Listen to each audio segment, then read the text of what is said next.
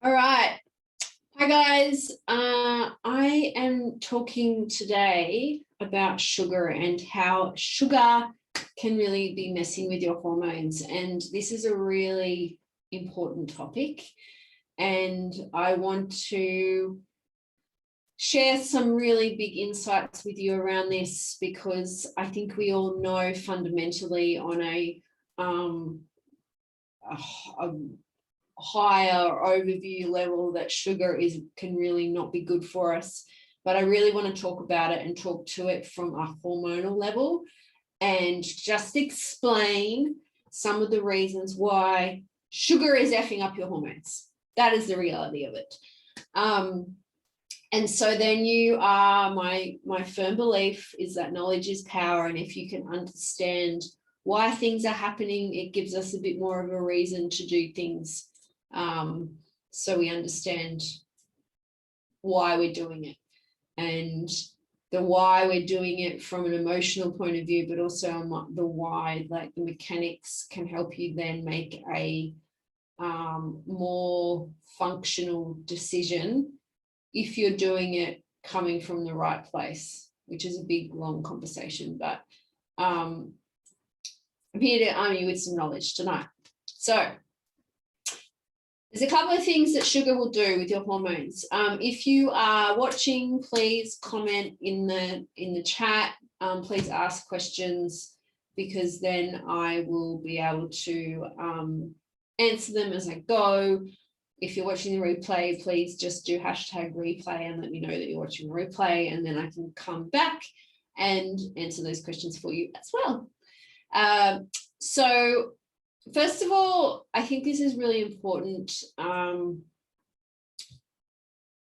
There's a couple of different things that sugar does, or overconsumption of sugar. And when I'm talking about sugar, I'm talking about all the sweet stuff, natural sugar or more processed sugar. And I'm going to go into that and explain that a little bit more, but I'm just talking about sugar. And there's a couple of different processes that cause issues with our hormones. So I'm going to explain that, and then I'm going to give you some tools or some things to be able to move away from that, and also look at it from going, okay, well, maybe there's some testing I need to do, or I need to go get some support, or that type of thing, because doing it on your own can also be very challenging, because as we know, sugar is also addictive. And it has an addictive component to it, and it binds to the same receptors in our brain as drugs, if we were taking drugs, do. It binds to an opioid receptor. So if we were doing like cocaine or heroin, and it is highly addictive. I would actually say it is more addictive because it's everywhere and it's accessible everywhere, as opposed to an illicit drug, because it literally is everywhere. And so it's very hard to, if you're addicted to it, to get off it, because there's this, people have different opinions. They don't see it as a bad thing. It's used, sweet foods are used, food in general is used as comfort, or used as celebration. And we all have family members that like to force us to eat it, all of that. So there's all those different layers, like in terms of emotional elements. And when we're talking about sugar, I just want to first of all and foremost go, yeah, it is addictive.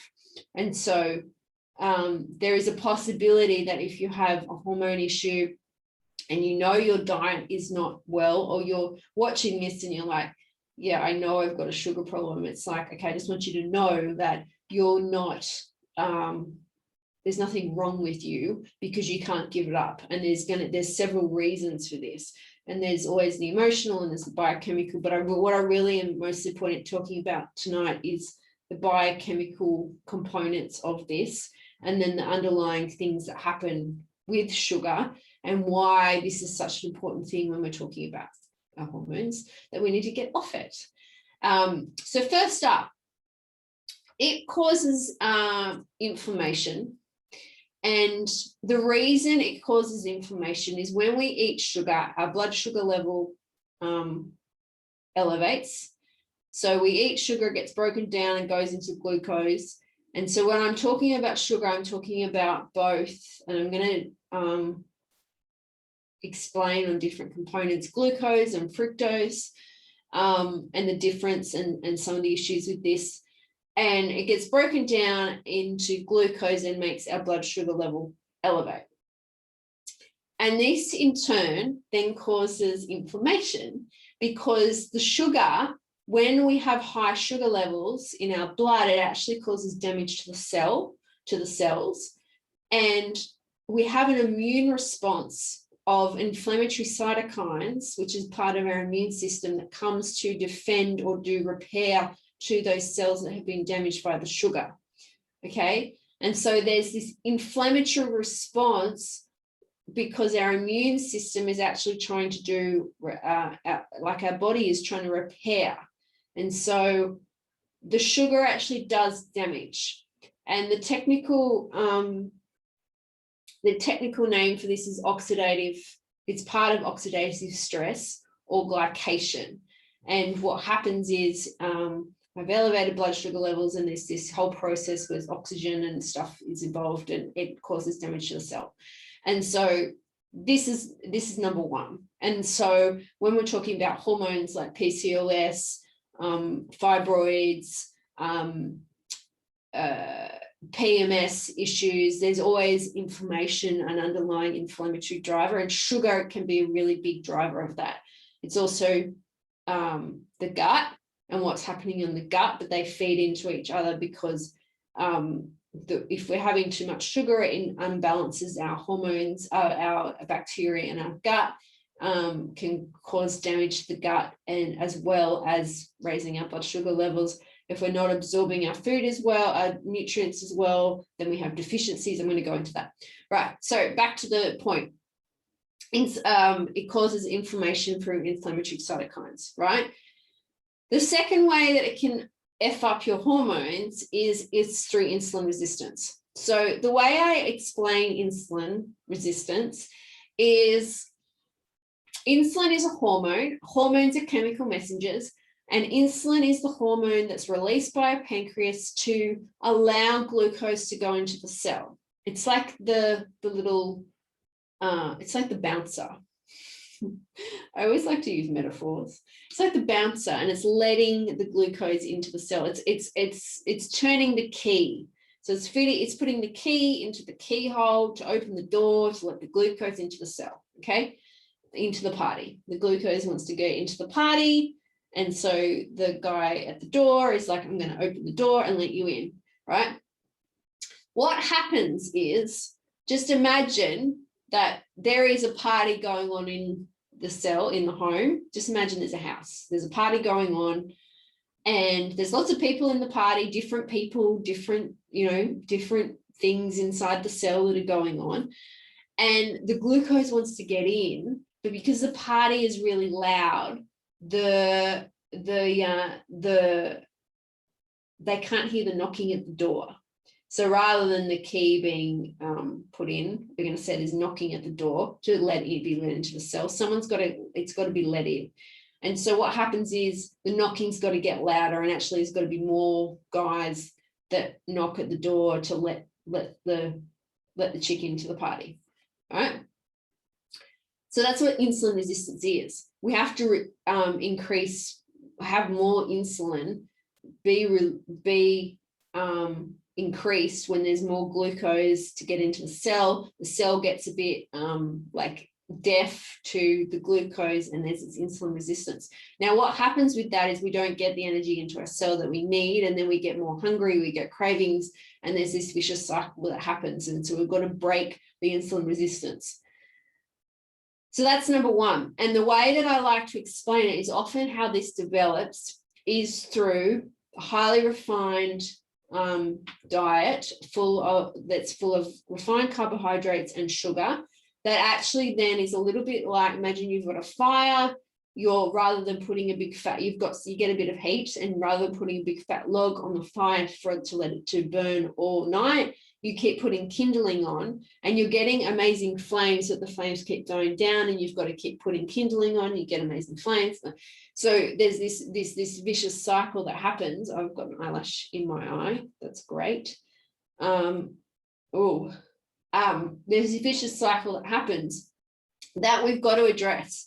And we've got to go, okay, we need to start putting logs on the fire, first of all, because this whole energy expenditure thing just to get some warmth is not working for us. So that's insulin resistant. I've used a couple of metaphors there, but you're getting my gist, okay?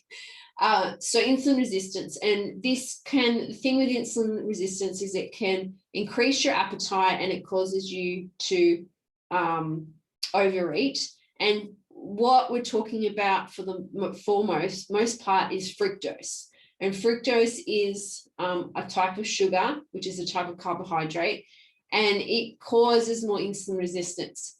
Now, yes, there is fructose in fruit, but there is very minimal fructose in fruit compared to processed to sugars. And I'm talking about table sugars, got 50% fructose. Honey has 40% fructose. Agave syrup has, which a lot of health food products have, has like up to 90% fructose. Coconut nectar, all that sort of stuff, they all have, a lot of them have fructose. So just becoming aware of that, because that is what can cause insulin resistance. So even dates, I'm still talking about like anything sweet. When we're talking about sugar, we're talking about fructose, okay? And yes, dates are a natural sugar, blah, blah, blah, but it's still fructose. And this is what impacts insulin resistance. And so you're much better off eating a piece of fruit that has a little tiny bit of fructose in it compared to eating some sugar or eating some dates that have crazy amounts of sugar in it, by the way, and lots of fructose, that are going to really spike your blood sugar levels and spike your insulin. You've got to get like off the fructose. So, and when I'm talking about fruit, it's like 2 to 3 servings of fruit is a reasonable amount to have a serving of fructose. But anything more than that, if you're eating sugar throughout the day, it's going to cause crazy amounts. The standard American diet, or standard Australian diet, standard New Zealand diet, whatever, is very much driven by high fructose diet. And we have this through high fructose corn syrups, which is more in the States than here, but we've got it in hidden sources, including things like healthy chocolates and things like that, dates, fruits. A lot of the time we'll think we'll be eating healthy, and there's still lots of fructose going on there, which is going to cause issues with our hormones. And that's what we're talking about. So a good question to ask yourself is, okay, if it's sweet and it tastes sweet and it's something that's being made, the chances are that it's got lots of fructose in it, unless you're using something like stevia. With this question, a lot of people will always ask the question around carbohydrates, things like rice and potato and stuff like that. It is different because it gets broken down as glucose. In this conversation, and there's levels of, if someone's really insulin resistant, I think eating too many grains can also be issues, but I don't have problems with a little bit of white rice or a little bit of potato for a lot of people. Depends what your goals are, if you've got a lot of weight to lose, if you don't. But when we're talking about balancing hormones, we're talking about fructose versus glucose. Okay, so the fructose basically changes our microbiome, so the bacteria in our gut, and it can also, the other thing that it can do when it raises insulin is it can increase androgen hormones. And so what that means is when our insulin goes up, then it causes our testosterone and other androgen hormones to increase, which can then have a knock-on effect. And you see that in things such as PCOS, acne, they're the main ones, but those types of symptoms, those types of issues are very androgen driven, and they're directly connected to insulin resistance, which is why it is really important to get on top of it, right? That's why I want to explain it. So when we're then talking about sugar addictions, how do I get off it? So, okay, these are the reasons that these are causing my problem. Particularly with acne, I can't stress it enough, like anything that raises your blood sugar levels is going to cause issues, because it causes basically an enzyme in our top layer of our skin to be made, and we make more testosterone in the top layers of our skin, which then causes more sebum to be made from our sebaceous gland, which is in our hair follicle, and then we make more, then that mixed with dead skin cells then causes an infection. So anything to do with blood sugar levels is going to be paramount for hormone balancing. Also really important for other conditions that we get on top of the blood sugar levels, because sugar is very inflammatory. So fibroids, endometriosis, any type of inflammatory condition, like I was saying, it causes inflammation. We really want to get on top of the sugar, right? When we're talking about getting off it, which you're going to need to do if you want to balance your hormones, like period, and a little bit of fruit is okay, but any type of sugar really, in all needs to be removed from the diet, and not just like every now and then, once a week, twice a week. No, it's like really, you've really got to get off it, particularly if you've got hormonal issues. So there's two aspects to this. There's the biochemical and there's the emotional aspect, and they feed into each other. And I was just talking about the sugar addiction before, and the actual addictive qualities of it. Some symptoms that you can have, like some indicators that you can have if you are addicted to sugar, is you crave sugar when you're not hungry. You eat sugar, but you actually hide it from people that you're eating it. So you might go sneak it. I used to do this as a kid. I look back and go, oh my God, I was so addicted to sugar. You hide sugar. You use sugar as an emotional support. So when you are feeling highly stressed or you're procrastinating, you go and eat sugar. You can't stop. You don't feel like you've got control over it. You're feeling angry right now at me because I'm telling you that you need to get off the sugar. Like you're like, no, I don't need to give it up. I'm fine, like justifying it. No, I'm telling you, you got to get off it.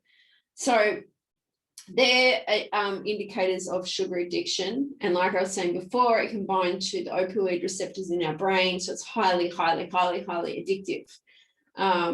There's that sugar film.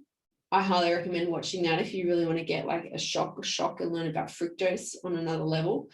But cravings for sugar can also be a few other things. It can also be nutritional deficiencies. So we can be low in magnesium, we could be low in B vitamins, we're not absorbing our nutrients properly. It can be, and those on their own have a big effect.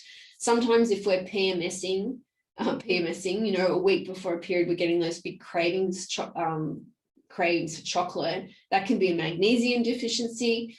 So a lot of deficiencies is a good one. Not enough protein in the diet, not enough fiber in the diet, so we don't have enough to keep us full and keep us full and satiated. Not enough good fats in the diet. So we're deficient. We're also deficient in breath. So a lot of the time we're not getting in enough oxygen. That could be through low iron, but it could also be through not breathing. So when we get stressed or we're like forget to shallow breathe. And talking about stress is like that fight or flight mode. So we're looking for that quick energy, because when we have cortisol pumping through our veins, we need to act quickly, because our body is like, I'm in danger zone and I've got to act fast. I need a quick shot of glucose. The problem is that if we're constantly like this, that's when we go craving for the sugar. A lot of us, because that's how we get our fuel, because you're a little bit insulin resistant, so you can't actually convert it easily from your body. So then you will go and want to reach for it because you need the quick energy. Okay. And also our blood sugar levels are going like this. So we're not like this so steady, consistent release. we're going like this, we have a drop, we're like, oh my God, you have cravings, and then you eat something and you go up and then you crash. Okay, that whole thing needs to shift. We need to have a slow, consistent blood sugar level for us to balance our hormones, because insulin is a hormone and it has a huge knock-on effect to the rest of our body, to the rest of our other hormones. Okay, so that's really important, particularly even with ovulation. So vitamins, deficiencies, stress, learning to breathe, all of these, like our stress, the way we manage stress, the emotional connection to food when we're talking about stress. So procrastinating, emotional eating. We also get a dopamine hit from sugar. And for a lot of us, sugar and sweet and food and that association is also how we received love as a kid. We were rewarded with sweet treats. And we can use sugar as a distraction, like I was talking about before. So you've got to learn to really also regulate your nervous system. And first of all, the breath is like such a good tool for this. And I get a lot of my clients, all my clients now to do this, is learning how to breathe and practicing how to breathe and like taking some big, deep breaths. And breathing out with a bit of a sigh. And doing that a couple of times, and it really does calm you down. And then asking yourself a couple of good questions, like, am I really hungry, or am I trying to distract myself? Am I thirsty? Do I need water? Am I dehydrated? Because a lot of the time cravings as well can be a dehydration sign. Does my body need this? Or am I nourishing myself? Or asking yourself the question, what is the pain I'm trying to avoid or the void I'm trying to fill? You've got to first bring in some awareness into what you're doing. And I think it comes back to as well addressing the nutritional deficiencies and starting to make changes to the diet so that you don't feel, you can be in a state where you actually can rationally think about the craving that you're having. Because if you're at the point where you're starving and you don't have control over those cravings, asking yourself those decisions isn't even a possibility. So it starts with laying down the foundation of really like changing your diet, adding in more whole foods, like adding in, a real food diet with good protein sources and good fats, and making sure that you're not eating too many refined carbohydrates, and really just keeping it real and simple, and adding in more vegetables. Who would have thought, so that you've got to get the foundation right first, and then go, okay, well, is there also this emotional component to what I'm eating, how I'm craving food, the way I'm treating myself, my own self-worth. That is such a big, so emotional eating is such a big thing with women that I'm working with, because there's always these underlying drivers and layers of the onion that we've got to peel back of looking at the behavior and why we're doing what we're doing. Okay, so change diet, get your levels checked, like go and do some testing, like even for example, vitamin D is really important for insulin sensitivity. Zinc is correlated with PCOS, acne, no ovulation. We need zinc to have healthy ovulation. So all of these, like getting our minerals and vitamins tested, is so important. And a lot of the, like for example, zinc in Australia is not tested by the GP unless we pay for it, which is horrendous, because it's so important for immune function, for like so many different and reactions in the body, and it's just completely ignored, which infuriates me. Magnesium, getting in good amount of leafy green vegetables, which are full of B vitamins, drinking enough water, learning how to breathe, and good old exercise. Let's not underestimate exercise, because exercise will reduce insulin resistance. And we all know that, but it's true. Now, with someone who is extremely insulin resistant and trying to lose weight, a really good thing even is in the evening to even go for a walk after eating. that can really address insulin resistance very well. Sorry, I'm talking too much. I've got a drink. So I think that's everything I've covered. It's a really big topic, but the take-home message for this, if you're still watching, is you got to get off the sugar. It is a roller coaster. It is addictive. It is highly inflammatory. I know for me personally, when it starts to creep in, it plays out in my skin. It plays out in, shows up, even how my period shows up that next month. I can tell when my diet has been more, less stabilized blood sugar levels. Alcohol is the other one that can really affect insulin resistance, including like thinking of things like champagne and white wine. That's another element of sugar as well, and alcohol is highly inflammatory, but I'm not going to talk about that too much today. But if you are trying to get off the sugar, I do recommend you go for more a red wine. Try and go preservative free at least, or organic red wine, or like a spirit on the rocks, or with a soda water. A lot of the tonic waters, by the way, because I had this conversation with a client the other day, and then I was surprised that it was sweetened with stevia. But there's like kombucha drinks and stuff out there now. But a lot of the tonic waters, like if you went out to a bar, not that anyone's doing that at the moment, but if you went out to a bar and bought a, say, gin and tonic, the tonic water is high, really high, crazy higher than Coke sugar.